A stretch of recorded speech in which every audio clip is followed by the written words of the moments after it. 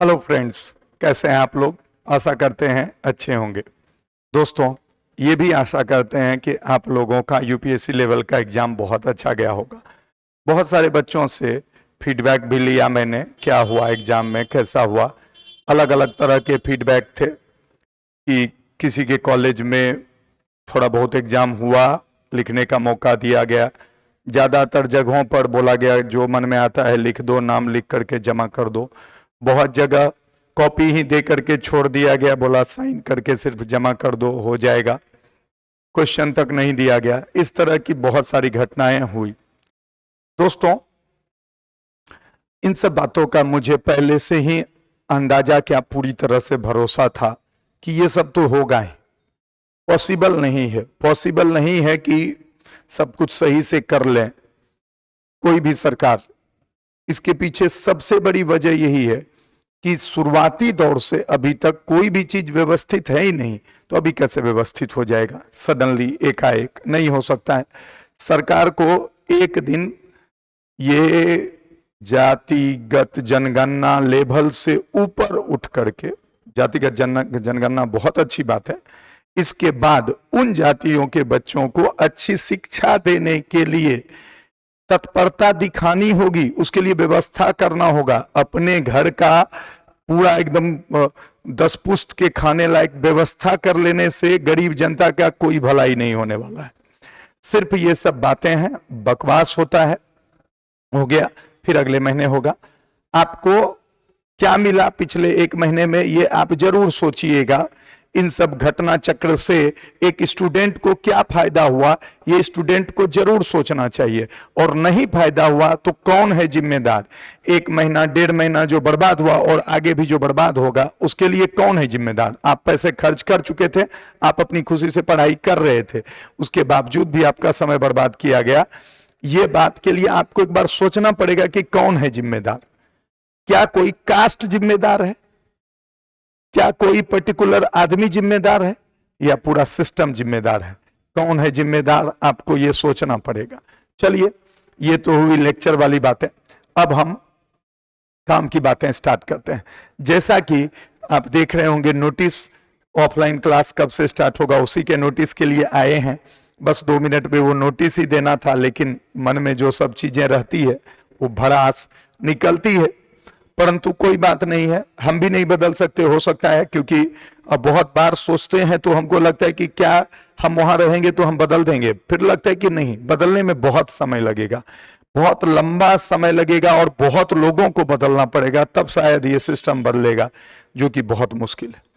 इसके लिए मैंने एक पोल करवाया था कि क्या आप लोगों का 11th-12th का यूपीएससी लेवल का एग्जाम खत्म हो गया है। तो 74% बच्चों का आया कि हाँ हो गया है। लगभग 2.6 के वोट्स है, 2600 के आसपास। और 16% बच्चों का था कभी खत्म नहीं हुआ, और 3% का है पता नहीं कब तक चलेगा, उसको कुछ समझ में ही नहीं आता है। और 7% का था कि अब पढ़ाई लिखाई का मन नहीं करता। बहुत कम परसेंटेज था, मुझे लगता था ये परसेंटेज 50% आना चाहिए था। लेकिन चलिए, खुशी है कि इन बच्चों में सिर्फ इतने परसेंट बच्चे के ये हालात हैं। दोस्तों, तो अब लगभग खत्म हो चुका है, और ये भी एक दिन पहले का था, तो आज तक में तो समझिए खत्म हो गया होगा। तो अब जो हम लोगों का डेट है वो कल से, यानी कि 4 तारीख से ऑफलाइन पूरी तरह से स्टार्ट हो जाएगा। और लेकिन